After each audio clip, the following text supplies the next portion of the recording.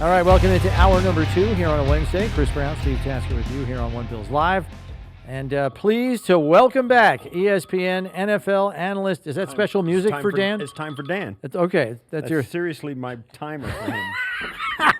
Welcome in ESPN NFL right on analyst time, too. Dan Orlovsky. Dan Orlovsky's appearances on One Bills Live are presented by Caesars Sportsbook, an official mobile sports betting partner of the Buffalo Bills. How's that for an intro? Dan, welcome back. Glad to have you with us for another season. And I want to begin with the offseason work of Brandon Beane here, because clearly he saw their defensive front as a major deficiency for their entire operation. He adds 3 free agents. He adds 3 draft choices for the defensive line alone. And we know Michael Hoyt and Ogunjobi are not a part of the equation. They're out on suspension until week 7.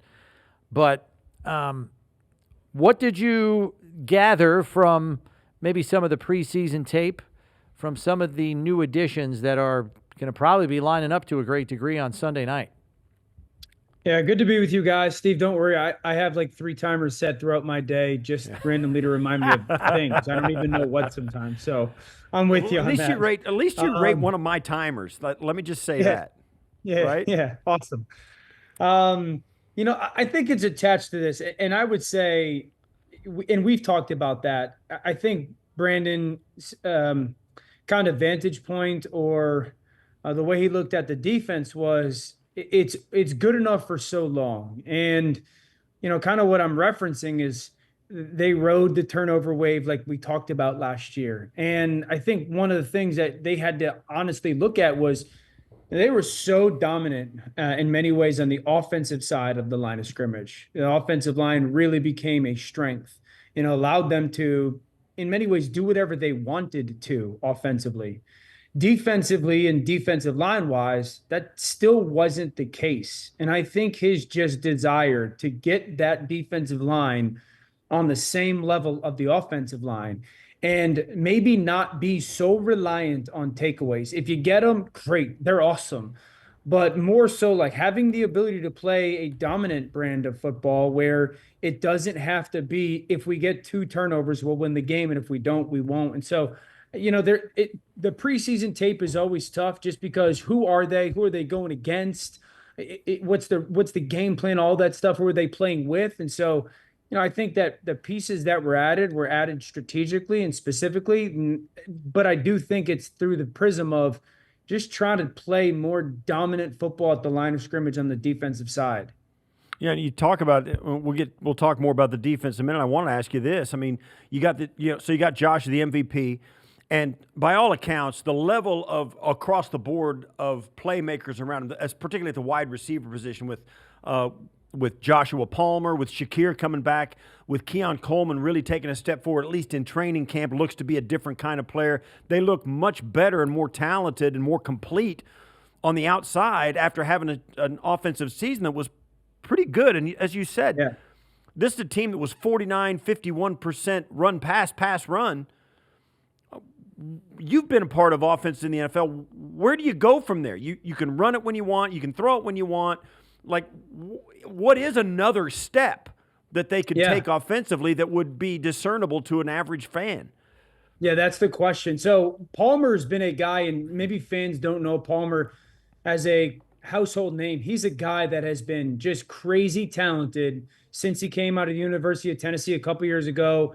With the Chargers, it was a little bit health and a little bit just the lack of quarterback play out there until Herbert got there and got healthy. He is very talented. And I also like the fact that I like the big framed guys on the outside for this offense. He is not a small guy. Shakir is the little bit of the slider height, more shifty guy. Josh is a big framed, really smooth, really good route running receiver. So you take those 2 perimeter players with their size on the outside, that changes anything that offense was capable of last year, just because you have more winners, whether they're matchup winners or whether they're just, hey, we're going to give you a chance winner. So those 2 guys, if they're really able to, 1, take a step forward in Keon, and 2, Palmer to just solidify himself, that's a big elevation in your pass game. I think the second thing is the 2 things that stood out under Joe Brady last year from an evolution when it comes to the scheme was, and again, we talked about it, was the 6 offensive line stuff that they did, and then the 4-by-1 stuff that they did. And it kind of, they were the few teams that was one of the few teams that were doing it as much and doing it as well. And I've sat here and asked myself, is that what they're going to live in again this year? Or is there another thing that they're going to add schematically? Are they going to do more out of it? Because I thought the beauty of it was they did simple stuff out of that, I guess, window dressing or creative pre-snap stuff. And so where do they go from there is you can continue to become better on the perimeter with those 2 players. And I just wouldn't be shocked if there's either more out of those 2 sets or another schematic staple that Brady has that can be a calling card for the offense. Yeah, I mean, we even saw more of Reggie Gilliam at the end of the season last year. There was more traditional I formation and offset I, and I'm wondering if we're going to see more of that. Then you couple that with 5th-round draft pick Jackson Hawes out of Georgia Tech, widely considered the best blocking tight end in the entire draft class, and has been getting nothing but accolades from veteran teammates here about his blocking exploits, and that's from offensive linemen applauding him, not other tight ends. I think he's going to be doing a lot of that dirty work that Alec Anderson did last year. And, oh, by the way, that guy can go out and run and catch passes. Yeah, and that's a big – I think, we're in a time in the NFL right now. It's very different than it was 5 years ago with the way teams are playing offenses, at least the ones that have the really explosive quarterbacks. And so I think the more that you can create personnel matchups, personnel dictation to a defense, and tight end is one of those positions that I would say is the only one you can dictate personnel to defensively. When you put receivers on the field, teams are going to match with corners and nickels. When you put tight ends on the field, it's like, okay, how are defenses going to treat them? And you can't have enough of good players at that position. I think the other thing that I'll have my eye on, not only in the Sunday night football game, but just as the season goes, is those 2 receivers that I just kind of talked about in Keon and Josh Palmer. How committed and how capable are they to blocking in the run game? It's a big deal in Buffalo. Mac Hollins was absolutely fantastic at it. He was incredibly selfless at it, and he was very good at it. And it helped create explosive runs for James Cook. How committed are those 2 guys to doing that 17-plus weeks this season and doing it at a high level? I do believe is a very, very big deal for that offense. Well, we were enamored, and rightfully so, with Josh and his MVP performance last year in this offense, and they scored more points than any team in franchise history, which is saying something. But so was Baltimore, right? They had a phenomenal year offensively as well. Lamar threw for 40+ touchdowns. Derrick Henry was an absolute game wrecker. What do you see from them this year? As it's kind of the same question I just posed about the Bills offense. Yeah.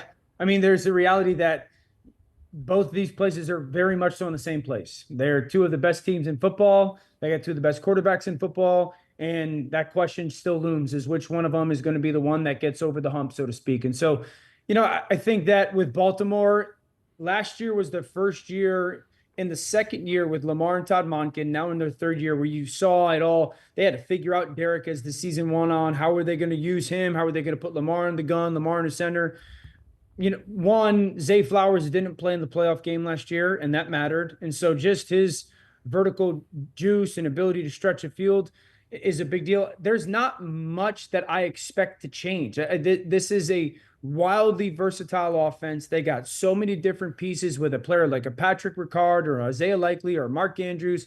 They have one of the best quarterbacks in football, an offensive line that's settled into being one of the best in football this past season. And so, there's not much different about this team. I do think it's a little bit more on the other side of the ball, Steve, and I would say this is in the conversation for the best secondary in football Baltimore has, now that they've added Jair Alexander, and it's the second year of Nate Wiggins. I mean, you have Jair, you have Wiggins, you have Humphrey, you have Kyle Hamilton. This is an elite ball hawking, can do whatever they want secondary. And so that's really I think where you might see them even grow more, Baltimore, than they were last year. Is, defensively they started very rocky and then settled in, but adding a piece like Jair is a big deal. Yeah, Right. you add Malachi Starks in there, who's going to start next to Hamilton. They're all first-round picks, every last one of them, all former first-round picks. So they should be elite. It was interesting. We listened to Coach McDermott and his press conference today, and he was throwing bouquets at Todd Monken because he, this is a guy that obviously cut his teeth on the defensive side of the ball in the NFL, and he said he doesn't feel Todd Monken gets enough credit for his ability to keep opposing defenses off balance. What would you say is the greatest attribute of Todd Monken's scheming and play calling?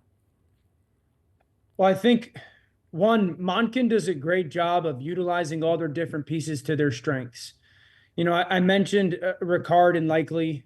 He never really asks those guys to do something that they're not. And there's also a reality, guys, where those two are very difficult to match up against. We have talked about that for a couple of years now. Right. So I think that figuring out the fine line of when to place Lamar under center and not run from the simple stuff of like, we're better than you, but then also utilize defenses keying on that to your advantage, when to place Lamar in the gun and not overthink some of the potential quarterback run stuff. The motion use that they got to last year, that was probably the biggest step for them scheme-wise last year, is their ability to run with motion. That became a calling card of theirs, and that necessarily wasn't the year before. And so I think he's got this it's not all different than Joe Brady. Like, he's got this very creative mindset, and they're staple offensive plays that I think allow players to execute at a high level and play fast, with complicating the things that you have to look at or think about pre-snap. And so he's getting his guys to play fast while you defensively are playing slow with the lot that he presents. And so he's become one of the best play callers in the league. So you've got this game coming up, and you got all these new players. Or, for the Bills, particularly defensively, you've got some young guys. They're going to have to contribute. And some of them, even on the defensive line, some rookies are going to rotate in. I mean, it's going to be their first NFL game that's played for keeps, and it's going to be on a Sunday night football against the Baltimore Ravens in the last home opener of the entire stadium's history. It's a lot in this, right? All your hopes and dreams, you're seeing them all come true as you take the field. What's your advice? And Brownie just asked me before we had you on. What's your advice for a young player, rookie player, how to handle a big moment like this, where it's not the end of the world? It's only game one, but man, oh man, what a moment! Yeah, I think you got to embrace the moment and realize that it's very real. I had a coach one time when I was playing, and this is obviously not on the same scale at all, but when I was at UConn, we were transferring from one stadium to another stadium, and it was the opening game of the new stadium. And he grabbed me before I was kind of walking out of the tunnel, and he said, like, you need to walk out there and feel all of this, all of the energy, all of the excitement, all the juice. Like, you have to take a walk and look all around and embrace it and appreciate it and just be in it. And then you have to lock into the football game. And I wasn't thinking about it in that moment. And it was great for me to kind of, enjoy it and experience. It is awesome. Like, it's awesome. You've earned the right to kind of play in these types of games, even though it's game one, but there's a lot of history attached to it, to your point, Steve. But then you have to lock into going and playing the game and doing your job and doing what you're kind of paid to do. And so that's the message to the young kids is, go take it all in. And then when it's time to put the ball down and we got to go kick off, like, we got to go play a football game that we're prepared to go play. And so it'd be an awesome environment. You guys know how I feel about that place. And obviously it's a tremendous opponent. And I know it's a long season. I do. I think you guys probably share the same thought, though, is these two teams are going to be there at the end. This game could be the determining factor on where it's played at some point, if it's a divisional and or a championship round. And so right. I know there's a lot left, obviously, but I do think it's a very big game because neither of these teams are going to lose a ton. Last one I've got for you, Dan. I realize you probably watch mostly offensive and defensive tape, but I'm just curious for your thoughts on the kickoff moving out to the 35 on a touchback. We're all expecting a lot more balls to be in play. And if you're a defense that's kind of middle of the pack and you're playing a high-profile offense, like a Cincinnati, for example, Yeah. you better have a lot of faith in your coverage unit. But at the same time, you don't want to give Joe Burrow a drive start at his own 35. I mean, he gets 25 yards, and McPherson's on to at least get him 3 points. So are you I guess first question is, how are you expecting most teams to handle that? Second question, are you expecting scoring to go up in light of where these rules have changed on the dynamic kickoff? Yeah, I think so. So I think scoring is going to go up in relation to the dynamic kickoff.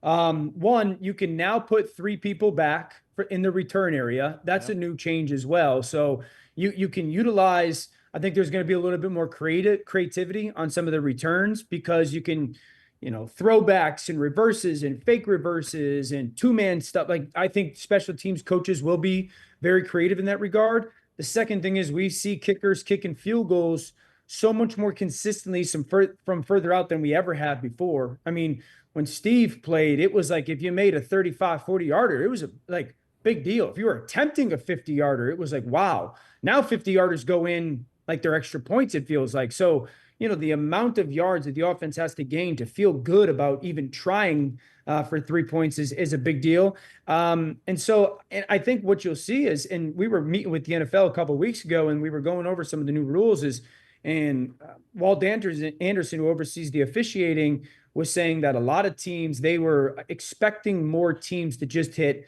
almost like stingers from Tiger Woods, like stinging line drive kicks to try to just kick the ball into that landing zone, take a couple hops, and see if they can steal a little bit of time on the coverage while also minimizing return that is, I guess, weight and explosive. So that's something I would pay attention to. I will, as an analyst. It's just how teams, the kickoff team, the kickers actually kicking the ball now, and then what teams and how are they using 3 returners? Yeah, I think there is a lot in that. The 3 returners back opens the door for gamesmanship. Yeah. And the fact, too, that I've seen even in warm-ups and in practices, not here in Buffalo, but also the stuff I've seen from other teams, is that everybody's got to have that line drive kick to get it into the landing zone. It's not an easy kick to get it all the way to the landing zone, but still have it bounce. Because as soon as it bounces, the coverage team is released. They can run. So you don't have to wait for the guy to catch it and start running before you take off. So that gives them a couple of bounces. And in a play that's going to take a few seconds, that half second you get while the ball hits is an extra 5 yards of coverage. The whole the data point thing of how fast these guys run. I think it's going to be fascinating, and I'm with you. I wouldn't be surprised to see throwbacks, reverses, some ball high, hidden ball tricks coming out of the return game. There's just no reason not to, because I do believe teams will put it in play this year instead of 90% of them trying to kick it out of the end zone. Yeah, I totally agree. Just giving a team the ball at the 30, and depending on who the returner is and who you're coveraging and all that, but giving a team the ball at the 35 makes it feel like if you give up 3 first downs, you're talking giving up 3 points already. Yeah. And obviously that's a big deal. Yeah. Just one quick thing, Dan.